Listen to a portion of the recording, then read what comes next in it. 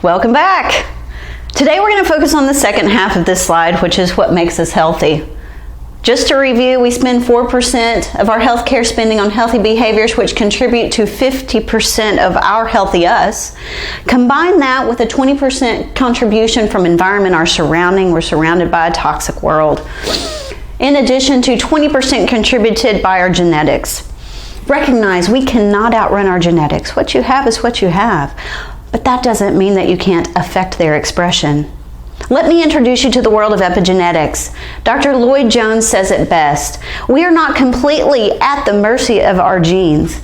In many ways, our genes, are at the mercy of our health and lifestyle decisions and habits. Welcome to epigenetics, where everything you put through your mouth affects your genes positively or negatively. Bring you back to this picture that we talked about in the earlier discussions and videos. The volcano. Remember, we talked about massive destruction, and what lies at the outskirts is massive destruction. My question to you is, are we just going to sit around and let it occur? Or are we going to look at this a different way and say, maybe we could affect things differently? This is where I want you to consider my approach. This is when I thought, you know what? Beauty can come from ashes. This is where I'm going to tell you my story.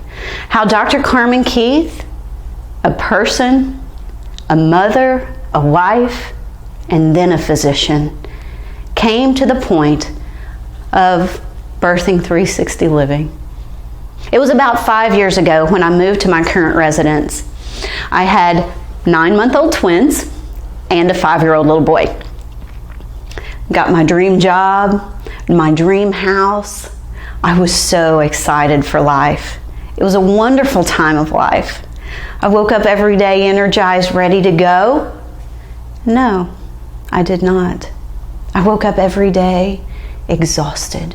I went through my day feeling awful. Still put a smile on, still saw my patients, but inside I felt bad because I was sick. I was 40 pounds overweight. My lab values were terrible. My hemoglobin A1C was between 8 and 9. My cholesterol was terrible. Put that with my knowledge of my family history. Heart disease and diabetes, very prevalent. Put that also with my history of gestational diabetes with my twins. Puts me at a risk of greater than 90% to develop type 2 diabetes and every complication that comes with it. At that point, I decided to do something different. I decided to start doing everything that I taught my patients to do. Exercise more and diet.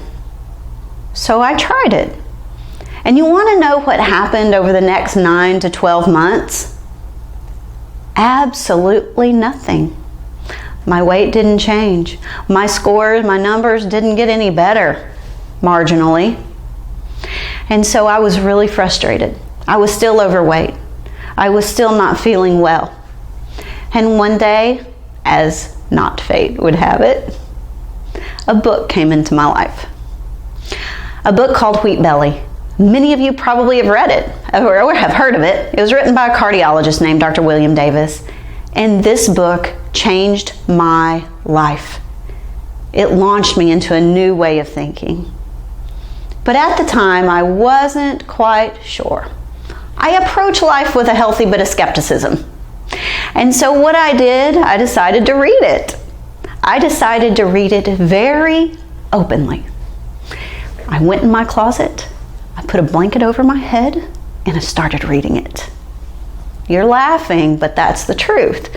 Because you see, what was presented in that book was so far from the conventional teachings that I had received. I, as a medical doctor, received very few hours in the world of nutrition, much less how it affected our body. Vitamins were nothing more than alphabet soup under most circumstances. And so I was very skeptical. But I committed to doing his program for 2 weeks. In the first 3 days, I woke up a bit more energized. Over the following days, my headaches got better. I forgot to tell you I had chronic headaches. And then at the end of the 2-week process, all of those things continued, as well as I lost 5 pounds. Who doesn't want that? But what I understood was that the 5 pounds was not the primary. The 5 pounds was a side effect of changing what I was putting in my mouth and how it was affecting the inside of my body and how that was reflected on the outside. Through all of this, I continued reading, I continued learning, I continued teaching my immediate family and living it in front of them. To the point where one day, my 7-year-old boy ran down the stairs, or 8-year-olds, ran down the stairs and said, Mama, you're right. Who doesn't want to hear that, right? And so I said, well, what am I right about? He goes, Mom, I've been doing this. I've been eating pizza, getting a headache. Not eating pizza, I don't get a headache. I've been doing this off and on for a couple weeks. I said, well, what have you figured out? He said, well, when I eat pizza, I get a headache. I said, okay, so what are you going to do with that? And he said, I'm not going to eat gluten anymore, Mom. I need you to teach me what else it's in so I don't have headaches. Wow. I was blown away. And I will tell you, to this day, the boy has not eaten a stitch of gluten, and he can read a label, a nutritional label, better than me, in most circumstances better than most people. I'm so proud of him and his journey. And what I recognized was, even that 7-year-old boy, he did not need a randomized placebo-controlled trial to tell him what he should or should not eat. He did not need a food pyramid to tell him what made him feel good. He figured it out. And so my journey continued. I continued living it, learning it, doing it, helping others with it. And I continued to go to work every day as a traditional medical doctor in my world of chronic disease patients. And I, in my small time frame of 7 minutes, and with my small toolbox, started seeing a moral and ethical dilemma occurring within myself, where I knew other things and other approaches that could help them, but I could not talk to them about it in that time frame or in that setting. And so what I came to understand was what I was doing was not wrong. What I was doing and offering the patients was just incomplete, because there's so much to offer for addressing chronic disease.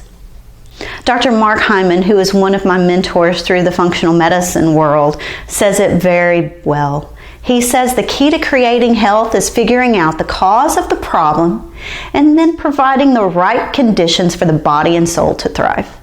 This is what I did. I found the right conditions for my body and soul to thrive. Eventually, I continued to do all the right things that made me feel good. I continued to go to work. I continued to experience that moral and ethical conflict so deep that I recognized that my soul was not thriving. My body was okay. My mind was okay. And then I found the connection between all three. And it was in those moments when I recognized I was always called to be a physician from the age of 7. My parents will tell you, Carmen wanted to be a doctor.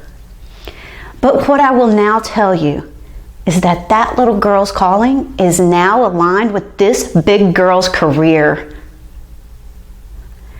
because of my journey.